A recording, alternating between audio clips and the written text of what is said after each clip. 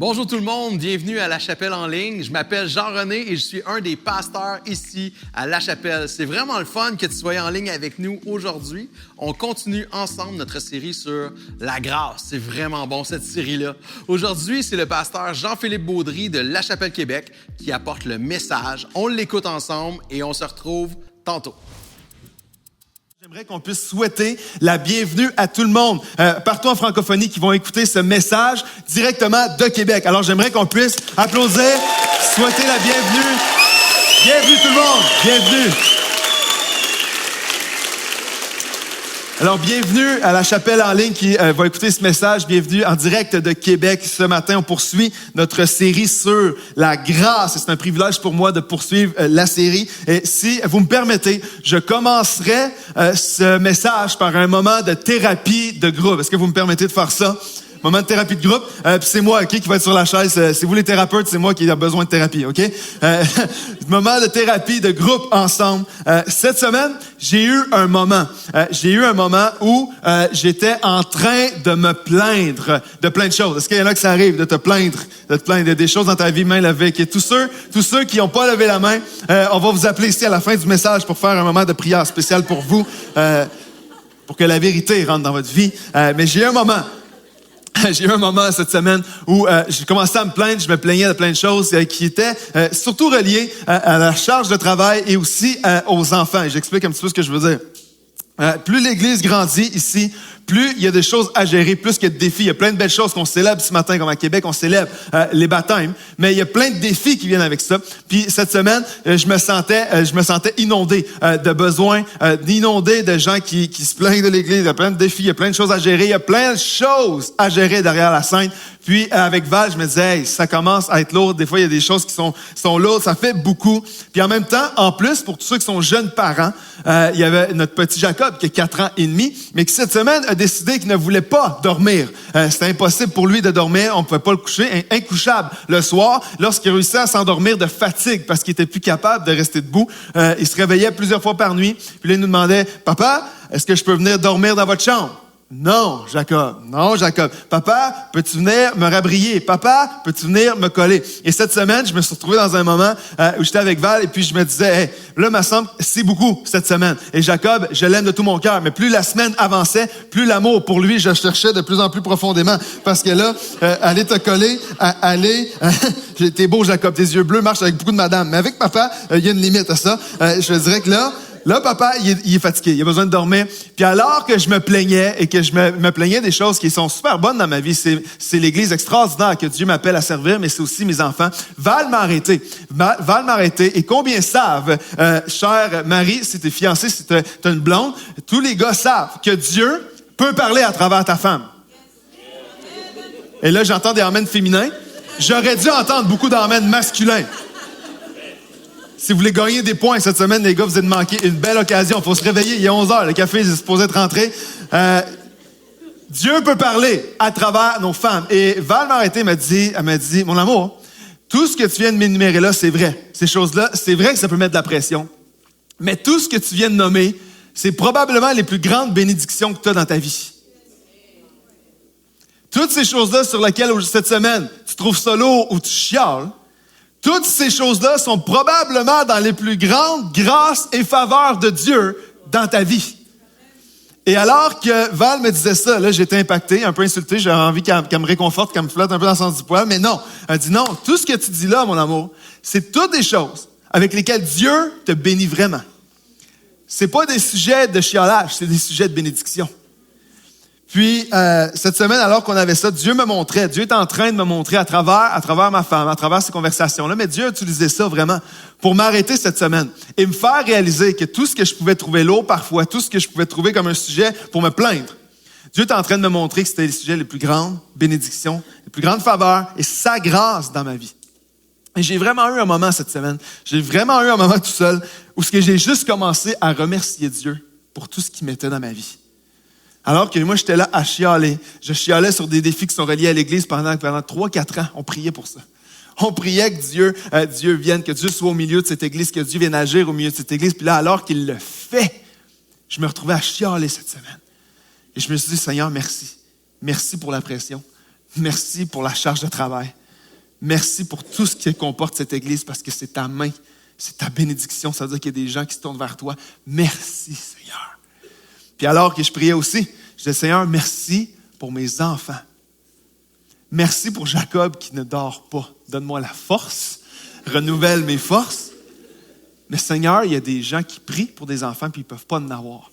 Puis mon petit gars est ici, puis il veut que j'aille le coller, puis je chiale. Seigneur, pardonne-moi et donne-moi un cœur pour apprécier ce que tu me donnes. Seigneur, ta grâce est sur ma vie, ta faveur est sur ma vie. Ma vie n'est pas parfaite, mais Seigneur, je ne veux pas que ce soit un sujet où je vais chialer. Je veux que ce soit un sujet que je vais te bénir parce que c'est ta grâce qui me donne tout ça. Et sais-tu qu'est-ce qui est arrivé alors que j'ai commencé à juste remercier Dieu, à rendre grâce à Dieu pour tout ça. Alors que j'ai commencé juste à louer Dieu pour ce qu'il mettait dans ma vie, pour l'Église, pour les charges, pour la famille, pour le travail, pour Jacob, pour Emma, pour ma femme. Alors que j'ai juste commencé à remercier Dieu, l'atmosphère de mon cœur a complètement changé. Alors que ma semaine était partie sur une track qui était vraiment, je chiale, Dieu m'a complètement amené ailleurs cette semaine où j'étais juste reconnaissant. L'atmosphère de mon cœur a changé, l'atmosphère de mes pensées a changé, ma perspective sur tout ça a complètement changé. La seconde que j'ai commencé juste à remercier Dieu pour tout ça.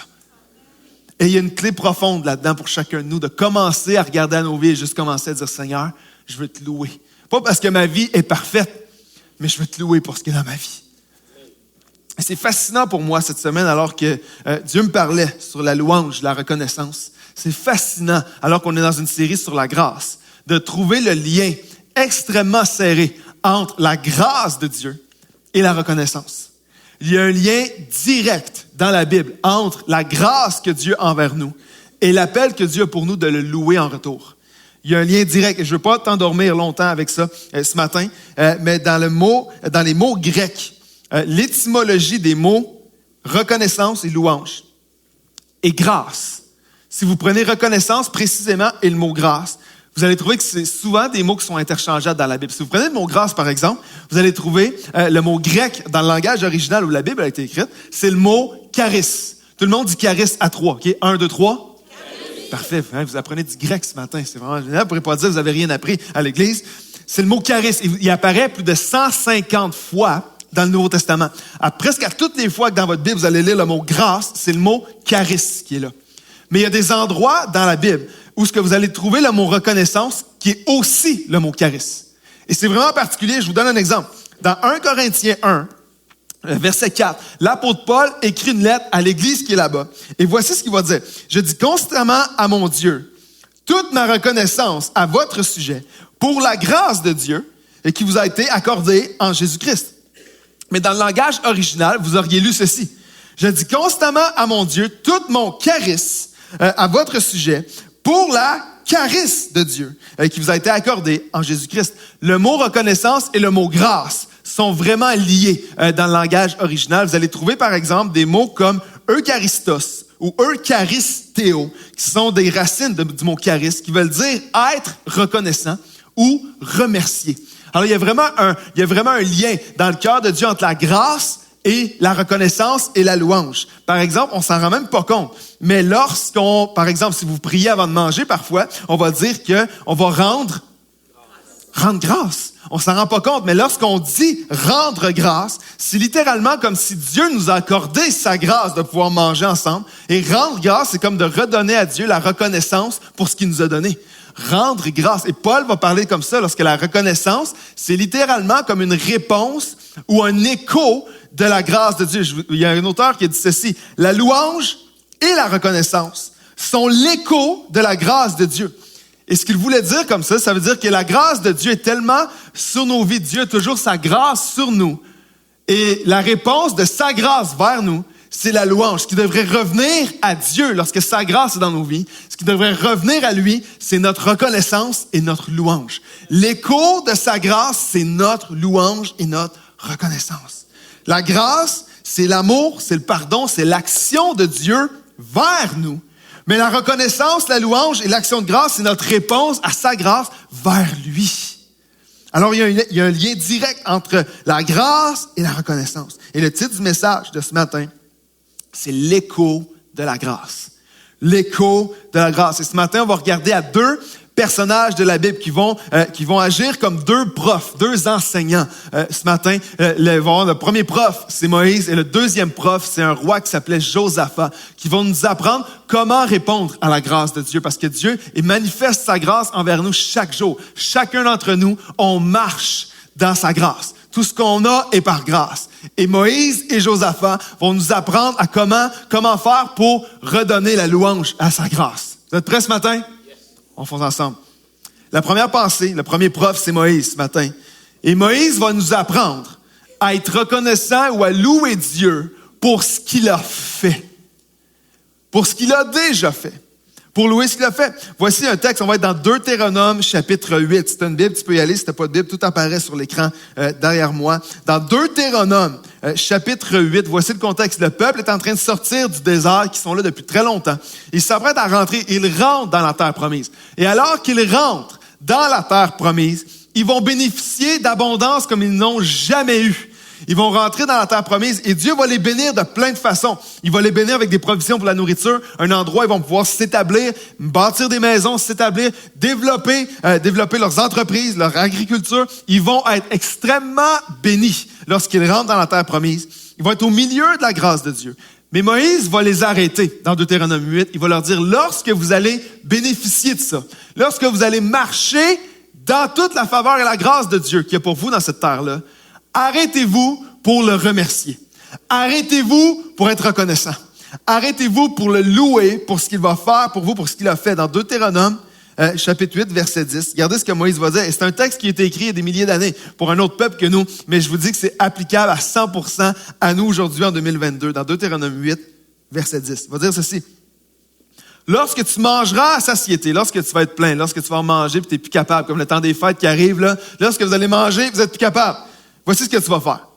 Tu béniras l'Éternel, ton Dieu, pour le bon pays qu'il t'a donné. C'est lui qui l'a donné.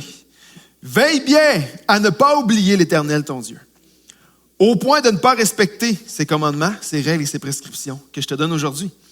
Lorsque tu mangeras à satiété, lorsque tu construiras et habiteras de belles maisons, parce qu'il faut comprendre qu'eux, depuis longtemps, ils se promènent d'endroit en endroit dans le désert. Ils n'ont pas d'endroit stable. Mais arrivés en terre promise, lorsqu'il y a l'abondance, ils vont être capables de s'établir et bâtir des maisons, bâtir des foyers pour leur famille.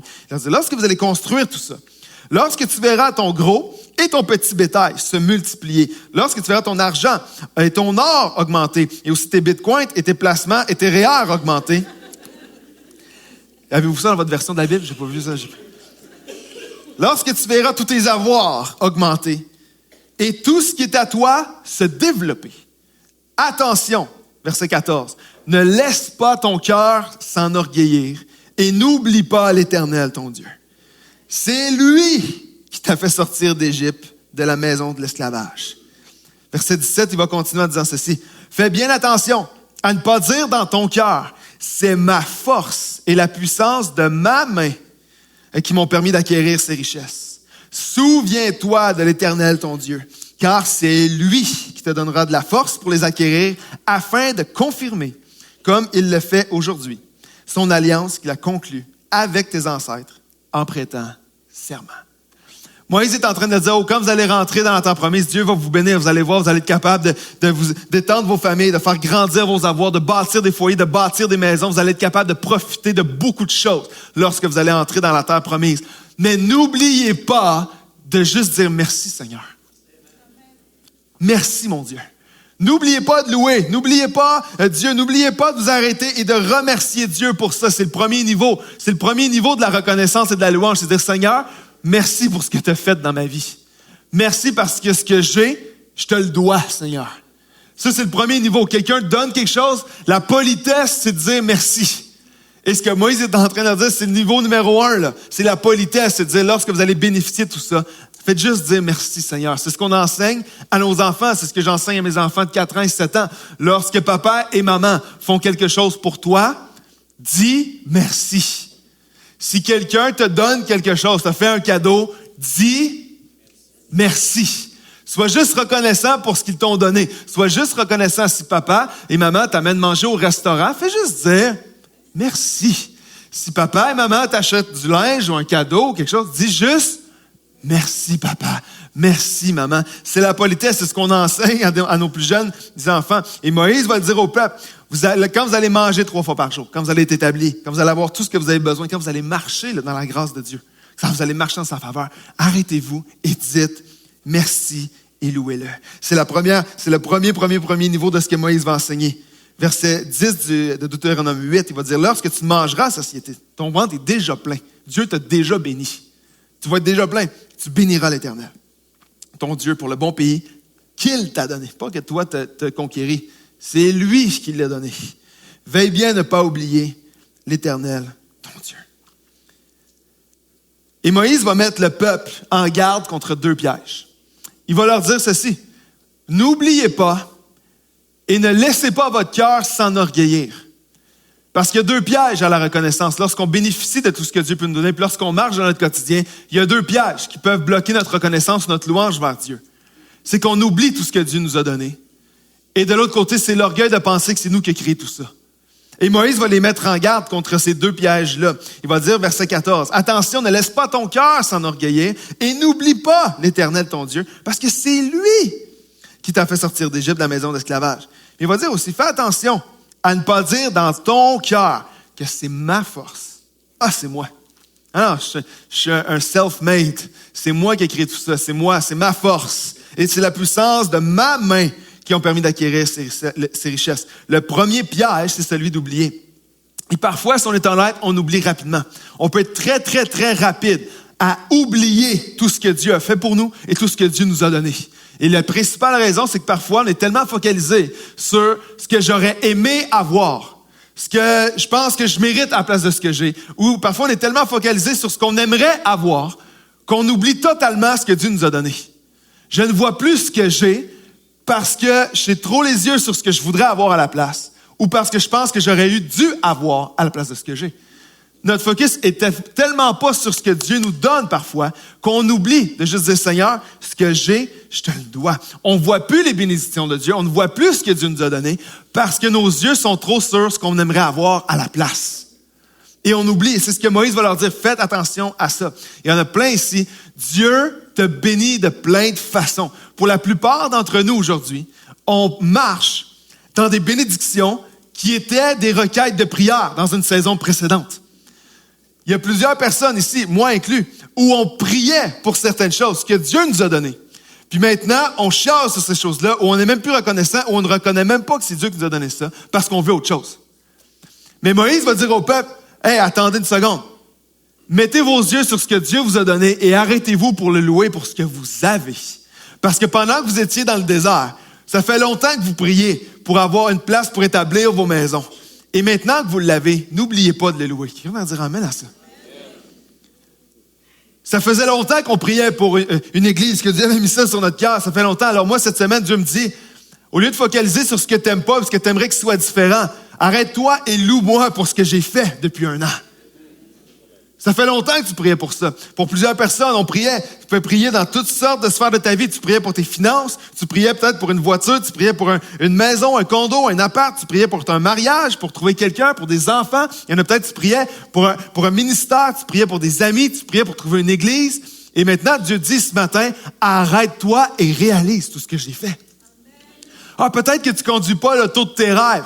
Mais il vient un temps, comme il y a une saison précédente, où tu priais pour cette auto-là. Et maintenant, fais plus ton affaire. Mais Dieu te dit, je comprends que tu n'as peut-être pas l'auto de tes rêves, mais loue-moi parce que j'ai pourvu pour une auto. Il y en a qui disent, c'est peut-être pas la maison de mes rêves, mais si tu recules d'une saison ou 2 dans ta vie, tu aurais loué Dieu matin, midi, soir, juste d'avoir la maison que tu as présentement.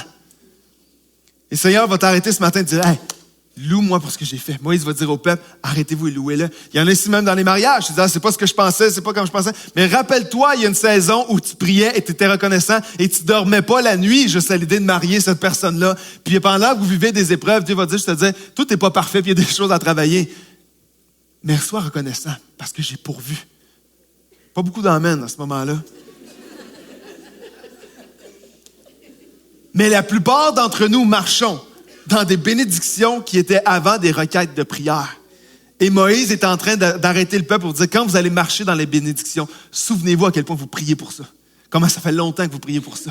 Rappelez-vous et faites juste reconnaître et louer Dieu pour ça. Il leur rappelle de louer. Tu priais pour ça avant, maintenant Dieu a pourvu. Ce matin, Moïse nous appelle à juste s'arrêter. Il va arrêter plusieurs personnes ce matin. Tantôt, on va célébrer ensemble tout ce que Dieu a fait dans la vie de plein de gens. On va louer ensemble. Mais ce matin, il y a plein de gens dans cette salle. Tu as besoin de prendre un pas de recul dans ta vie et dire, Seigneur, ma vie est peut-être pas parfaite, mais je veux te louer pour ce que tu as fait dans ma vie. Je veux pas oublier toutes tes bénédictions. Je veux pas oublier tous tes bienfaits dans ma vie. Quelqu'un devrait dire amen à ça. Je veux m'arrêter ce matin. C'est le piège d'oublier. Je veux m'arrêter et Seigneur te louer pour ça. Le deuxième piège que Moïse va donner, c'est celui de l'orgueil. On va dire, il y en a qui vont oublier, mais il y en a qui ça va être l'orgueil de penser que tout ce que tu as accumulé, tout ce que tu as accompli, tout ce que tu as fait, c'est à cause de toi. Moïse est en train de dire, il y en a ici, vous allez penser que parce que vous allez bâtir des belles maisons, parce que vous allez bénéficier de votre troupeau qui va grandir, de vos récoltes qui vont s'agrandir, de votre avoir qui va s'agrandir, vous allez penser que c'est votre main qui a créé tout ça. Mais Moïse va leur dire, faites attention de ne pas penser que c'est vous qui avez créé tout ça, c'est Dieu qui vous l'a accordé.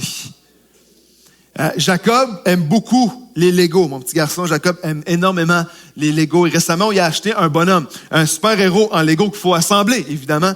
Et comme probablement pour beaucoup de jeunes parents ici, lorsqu'on achète des Legos à des jeunes enfants, 4 ans, Jacob, lorsqu'on achète ça, en 5 minutes, c'est super. On s'installe, je m'installe avec lui par terre, on monte son bonhomme ensemble. Après 5 minutes maximum, puis là, je suis très généreux avec Jacob, je vais mettre 5 minutes. Jacob me dit qu'il est tanné. Il est tanné de le monter, puis tu sais, il comprend pas le livret, il comprend pas comment faire, il est tanné. Donc, qu'est-ce qui est arrivé par la suite? C'est papa qui a fini par assembler le bonhomme Lego pendant au moins 45 minutes tout seul dans le salon, au point où Val arrive dans le salon et elle dit, mon amour, est-ce que tout va bien? Moi, je suis juste couché en train de monter un Lego, un bonhomme, un Iron Man en Lego. Et oui, ça va, c'est pour Jacob, il voulait pas le monter. Jacob s'en va jouer. Moi, je finis 45 minutes, le bonhomme. Et lorsque j'ai fini, je fais, Jacob, viens voir. Fait que Jacob arrive, je donne. Jacob a tellement aimé son super-héros. Pour vrai, la dernière semaine, il ne l'a pas laissé d'une minute. Mais ce que Jacob a fait, lorsque je lui ai donné le bonhomme, il y a une leçon profonde là-dedans, parce que lorsque je lui ai donné, Jacob prend ça et il va voir ses amis. Il jouait dehors avec ses amis. Et lorsqu'il arrive dehors, Jacob va faire, « Hey, regardez mon super-héros que j'ai fait! »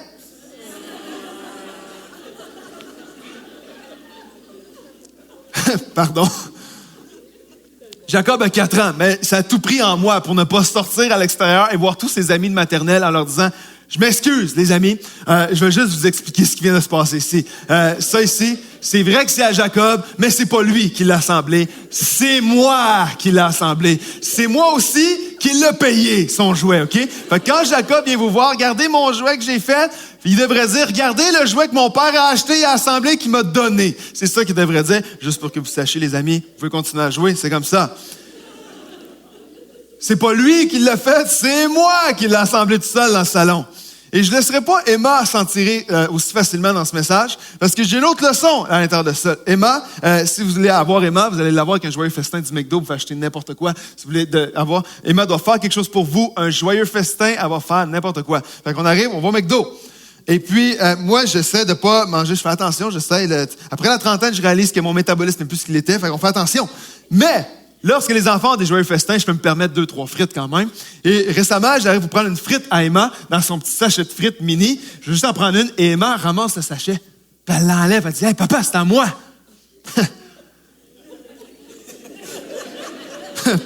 Pardon. Emma, tes frites dans ta boîte de joyeux festin avec tes croquettes et ton jus, c'est qui l'a payé? C'est papa qui l'a payé. La voiture dans laquelle on s'est déplacé pour venir jusqu'au McDonald's, c'est à qui tu penses? C'est papa. C'est à papa. Le gaz qui va dedans, qui coûte le double de ce qu'il coûtait il y a 5 ans, c'est qui l'a payé? C'est papa aussi. Le linge que tu as sur le dos qui te permet d'être vêtu au McDonald's, c'est qui l'a payé? C'est papa. Fait que si papa veut une frite de ton joyeux festin, tu vas dire, papa, avec plaisir. Tu prends là. Papa, t'en veux-tu 2? Ça, Emma, c'est ce que tu devrais dire, parce que c'est pas tes frites, c'est les miennes que je te laisse manger gratuitement, avec plaisir. Et du petit Iron Man en Lego jusqu'aux frites du McDo, Emma et Jacob vont à comprendre que tout ce qu'ils ont viennent de leur Père. C'est votre Père qui a payé pour ça. C'est votre Père qui fait en sorte que vous pouvez les avoir. Et si votre Père vous demande une frite, vous dites oui avec plaisir, t'en veux-tu deux? C'est ce que vous devriez faire. Amen. Tous les parents disent amen. Je veux rappeler à quelqu'un ce matin que tout ce qu'on a, on le doit à notre Père. Tout ce que j'ai lui appartient. Tout ce que j'ai, je lui dois. Je lui dois tout ce que j'ai. Puis je le sais. Je sais que vous êtes travaillant. Je sais que vous travaillez fort. Je sais que vous êtes responsable. Je sais que vous êtes diligent, vigilant. Vous faites bien les choses. Vous travaillez pour gagner votre vie. Vous travaillez fort. Et ça, Dieu ne le met pas de côté. Je ne le mets pas de côté. Mais j'aimerais juste nous rappeler que c'est Dieu qui nous donne la capacité de pouvoir travailler comme ça. C'est Dieu qui nous donne la capacité physique, intellectuelle de travailler, de gagner nos vies. Tout ce qu'on a, oui, on a une part. Mais Dieu, par-dessus notre part, a une plus grande part. Et j'aimerais dire que c'est à Dieu qu'on doit tout. C'est Dieu qui nous donne la capacité de travailler. C'est Dieu qui nous donne la capacité de respirer. C'est Dieu qui nous donne la capacité d'être en santé en ce moment. Parce qu'il y a plein de gens, comme des gens, même cette semaine, dans l'Église, qui sont pas en santé, qui sont pas ici avec nous parce qu'ils sont à l'hôpital. C'est Dieu qui te permet d'être en santé. C'est Dieu qui te permet d'avoir les dons et talents qu'il t'a donnés pour gagner ta vie dans le secteur que tu travailles. C'est Dieu qui te donne la capacité. C'est Dieu. En voulez-vous d'autres? Je peux continuer comme ça. C'est Dieu qui t'a placé là où tu es. C'est Dieu qui t'a placé dans une famille, dans des circonstances. C'était peut-être pas parfait. Mais si tu te compares à la très grande majorité de la population mondiale, tu es probablement venu au monde dans des circonstances favorables pour gagner ta vie, d'être dans le confort dans lequel tu es. C'est Dieu qui t'a placé là. C'est Dieu qui met les opportunités devant toi. C'est Dieu qui va ouvrir des portes devant toi. C'est Dieu qui t'a protégé quand tu t'en rendais même pas compte. C'est lui qui t'a protégé. Puis des fois, tu pensais que c'était juste une porte qui se fermait. Non, c'est Dieu qui te protégeait. Qui te protégeait des relations qui étaient peut-être toxiques pour toi, qui te protégeait d'une job qui n'était pas la bonne pour toi. Dieu te protégeait sans que tu t'en rendes compte. Dieu t'a dirigé. C'est Dieu qui t'a dirigé, qui t'a équipé. Et Moïse va dire au peuple, ne pensez pas que c'est juste votre main qui a créé ça. Pensez à Dieu, c'est lui qui vous a dirigé et qui vous a amené jusque-là. Et c'est la même chose jusqu'à nous aujourd'hui. Je veux dire, Seigneur, oui, je travaille, oui, j'ai ma part de responsabilité. Seigneur, merci. Merci pour mes capacités que tu me donnes. Merci pour l'environnement que tu me donnes. Merci pour mes relations. Merci pour ma job. Merci pour tout ce que tu me donnes. Mais je veux reconnaître que c'est ta main sur ma vie qui crée tout ça. Et c'est ce que Moïse enseigne au peuple. Cette semaine, j'avais un appel, un Zoom avec quelques pasteurs qui sont en France, des pasteurs amis. On était un petit groupe de pasteurs qu'on se parlait lundi dernier sur Zoom. Puis on parlait de la réalité du ministère. Puis c'était frappant pour moi parce que la plupart d'entre eux étaient déjà pasteurs avant que nous. On démarre l'Église ici à Québec. Puis c'est des pasteurs que je connais depuis quelques temps. Mais ils me racontaient à quel point leur Église, elle est méconnaissable pour la plupart après la COVID.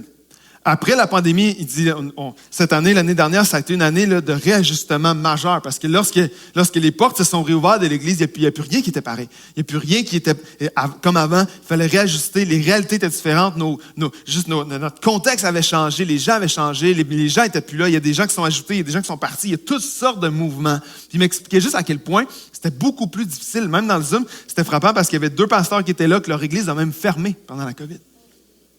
C'est une réalité. C'est une réalité qui a un monde francophone, anglophone. C'est une réalité. C'est des choses qui sont arrivées. Puis on parlait ensemble de tout ce qui s'avait changé dans la pandémie.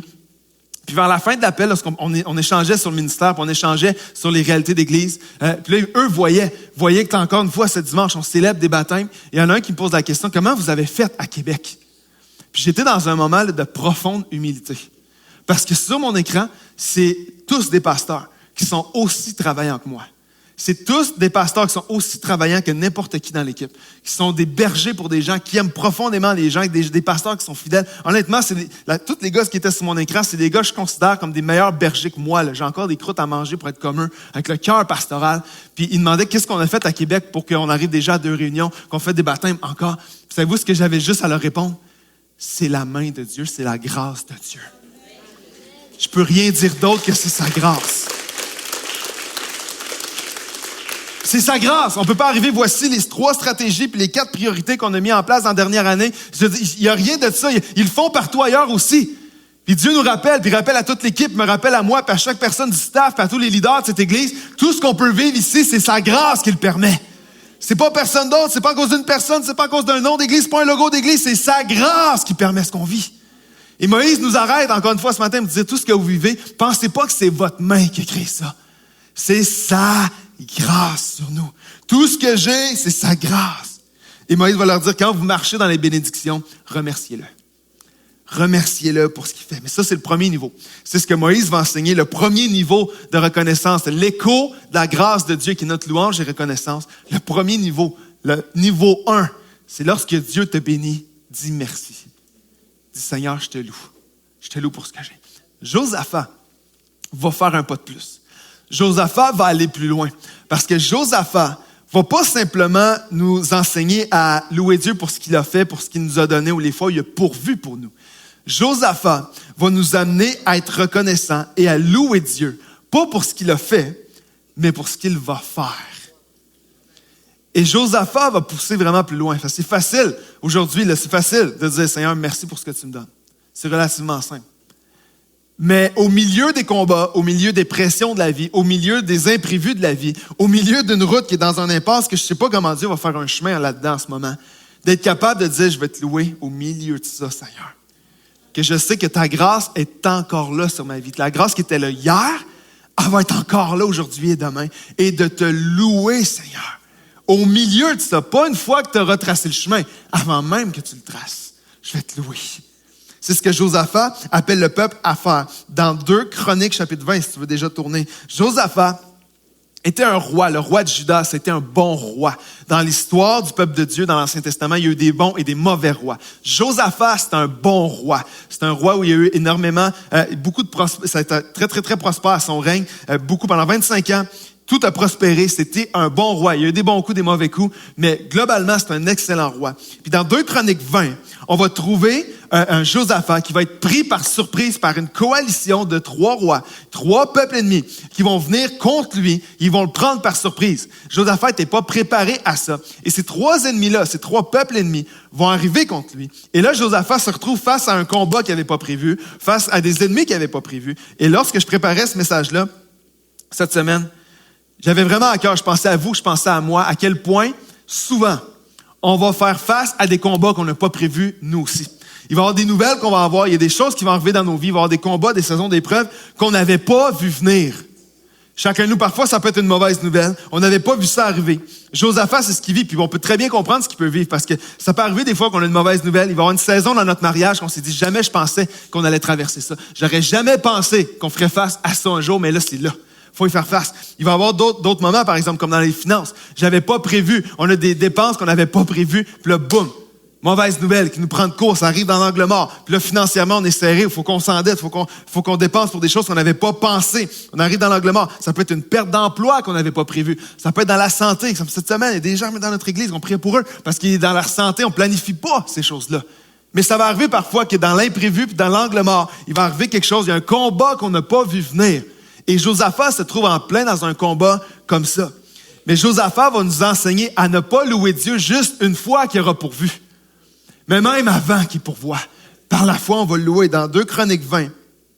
Face à ses ennemis, face à toutes les incertitudes, face au combat qui est en avant de lui, voici la réponse de Josaphat qui est exceptionnelle. Puis moi, j'ai pris que cette réponse-là de Josaphat t'inspire ce matin à dire, je vais lever mes bras vers lui tantôt.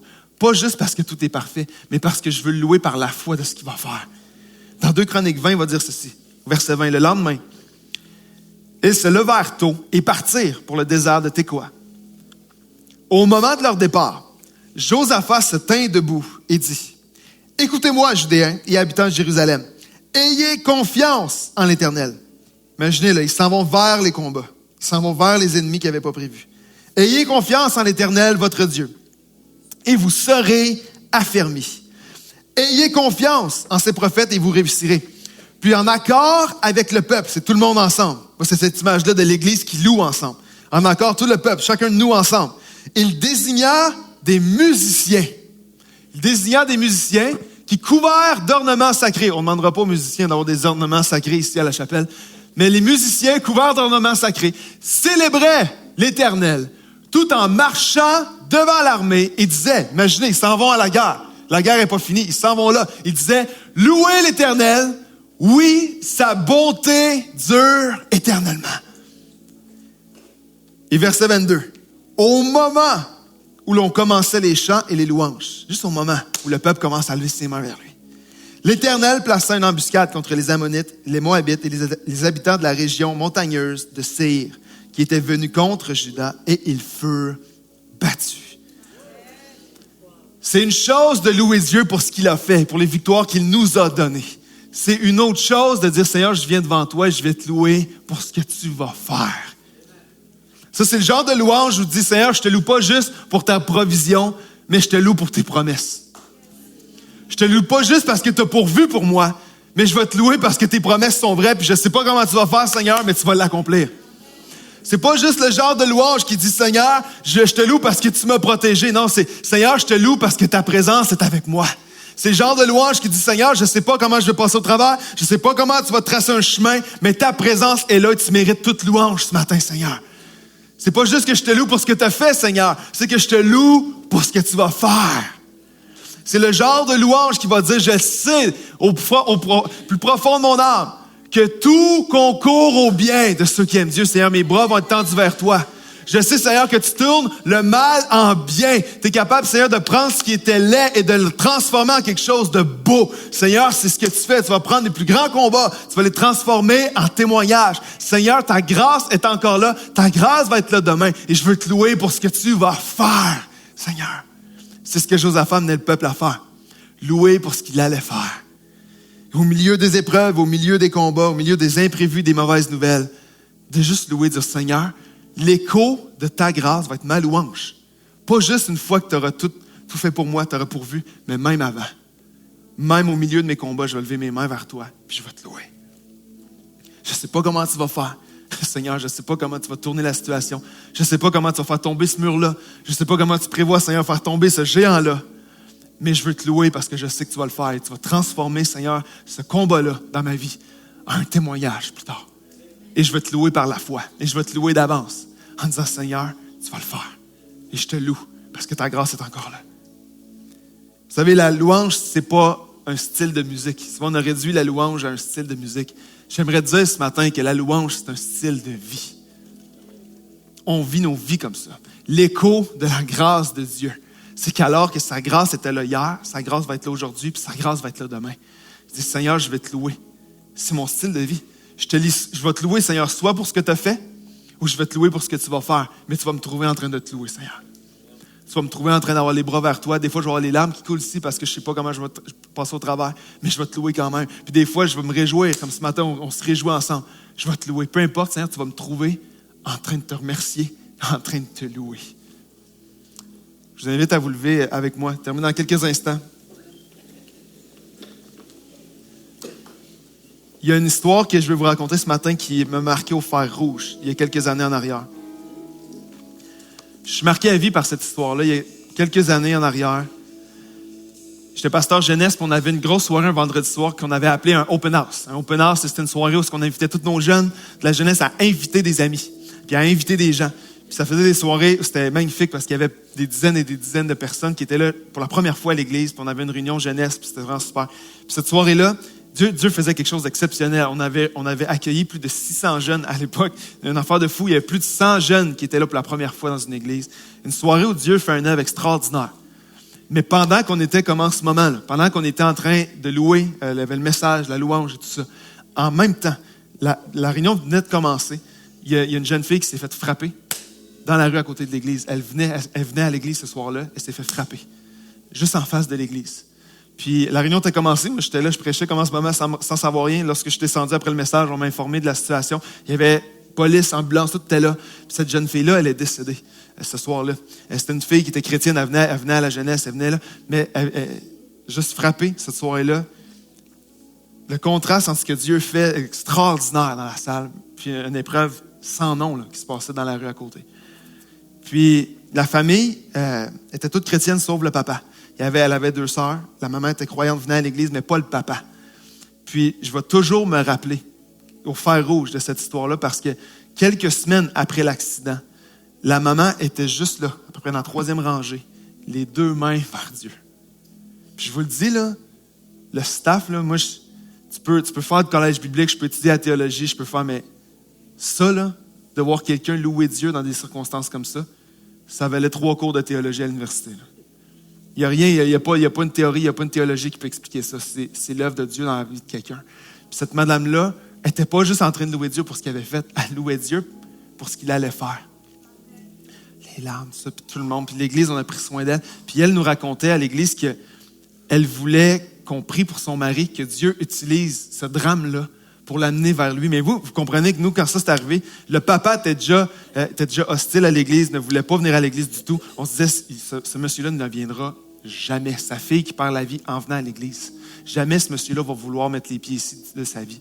Puis de fil en aiguille, alors qu'on prenait soin de la famille, l'Église était extraordinaire, prendre soin du couple, des enfants, de la famille, de toutes sortes de façons. Ce monsieur-là était tellement touché par l'amour des gens de l'Église envers leur famille, qu'il, quelques mois plus tard, il a décidé de venir à l'Église pour la première fois.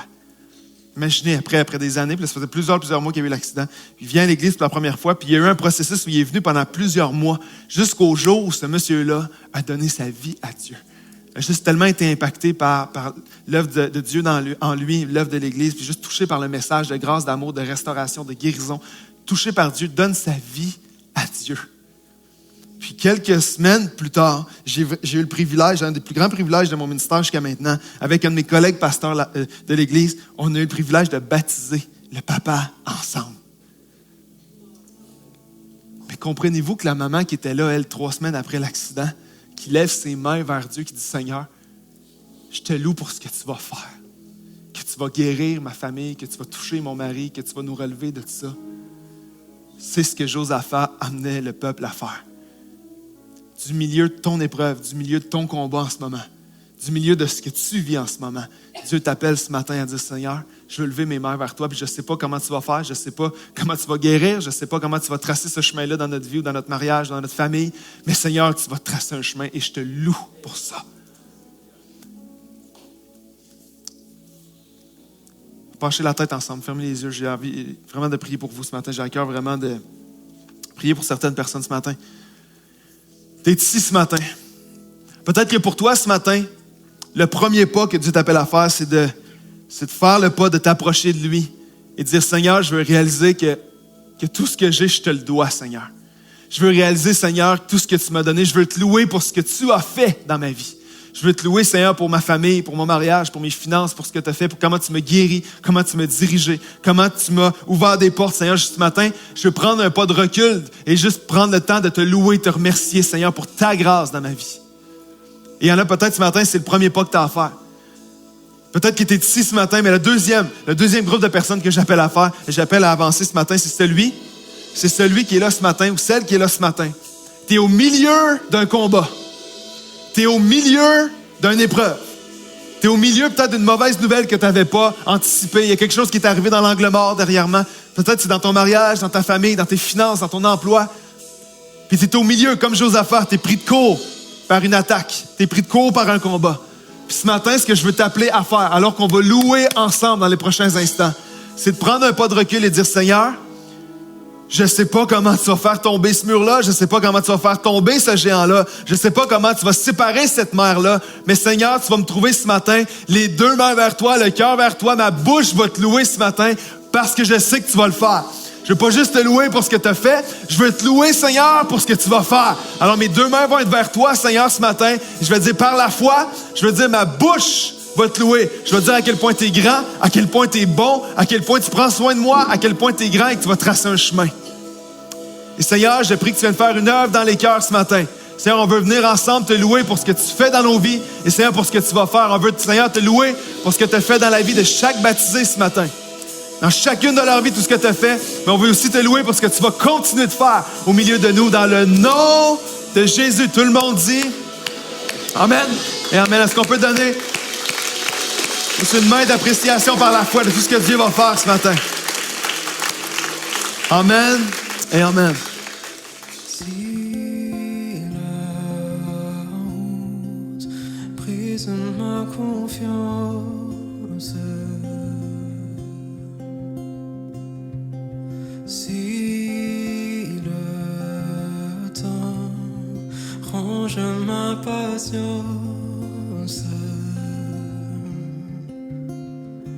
Jésus, aide-moi à croire.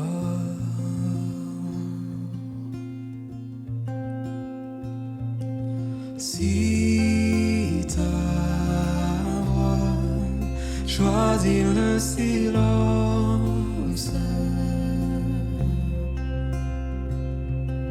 tiens mon cœur dans l'obéissance. Jésus, aide-moi à croire ce que mes yeux ne voient pas. Mon Dieu est souverain, mon Dieu ne faillit pas. Fidèle à tout jamais, il soutient ma foi. Mon Dieu est dans sa main, mon Dieu marche avec moi. Toujours à mes côtés, il soutient ma foi, il soutient ma foi.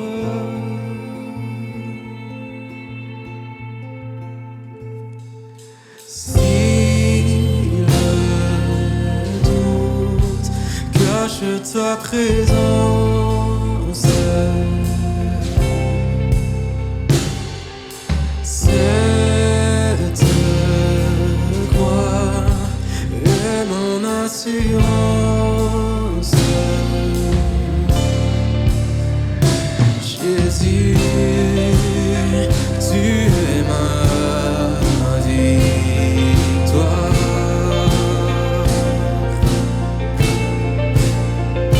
Jésus, tu es ma victoire. Mon Dieu est souverain, mon Dieu ne faillit pas. Fidèle à tout jamais, il soutient ma foi.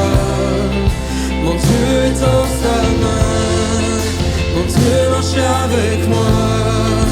Toujours à mes côtés, il soutient ma foi. Mon Dieu est souverain, mon Dieu ne faillit pas. Fidèle à tout jamais, il soutient ma foi. Mon Dieu est dans sa main, mon Dieu marche avec moi. Toujours à mes côtés, il soutient ma foi. Il soutient ma foi.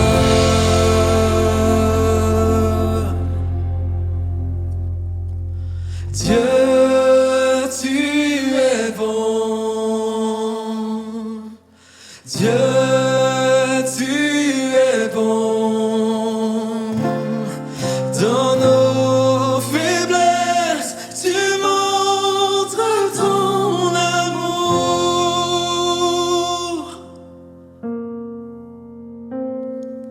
Dieu, tu es bon. Dieu, tu es bon. Dans tes promesses, tu montres ton amour.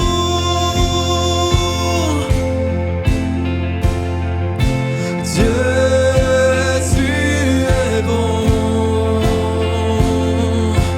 Dieu, tu es bon. Dans nos faiblesses, tu montres ton amour.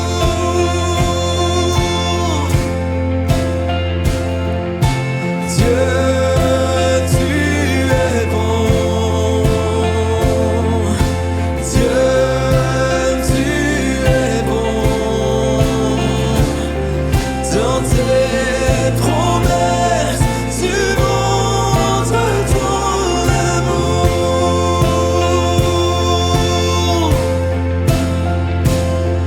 Dans tes promesses, tu montres ton amour.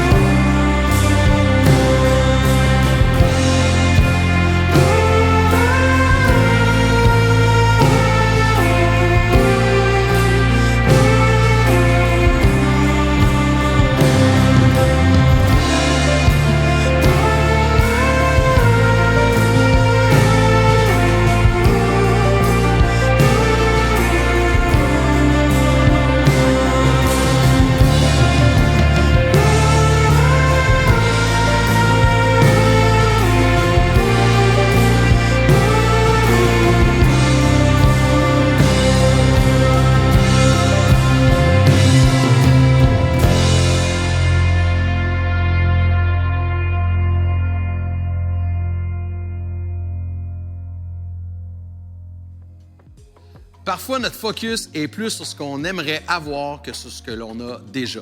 Dieu nous a tant donné. Tout ce que l'on a lui appartient. On doit réapprendre chaque jour à être reconnaissant pour ce qu'il a fait, ce qu'il fait et ce qu'il fera encore. Merci Jean-Philippe pour le message. Chaque semaine, le lundi, il y a un petit groupe de personnes qui se connectent sur Zoom pour discuter du message et prier les uns pour les autres. N'hésite pas à les rejoindre à midi. C'est maintenant le moment de te parler de générosité. Merci à tous ceux qui donnent généreusement semaine après semaine. Si tu appelles La Chapelle ton église, je t'invite à donner de façon régulière. Tu peux donner en allant sur notre site web ou notre application mobile. C'est facile et ça fait vraiment une différence. Si tu as envie de te joindre à nous en personne, La Chapelle offre des réunions tous les dimanches à Montréal, Gatineau et à Québec. L'horaire des rendez-vous va apparaître à l'écran. J'espère que tu viendras faire un tour. On se retrouve la semaine prochaine avec un message de notre invité, pasteur Denis Morissette. Manque pas ça. Je te souhaite une super de belle semaine.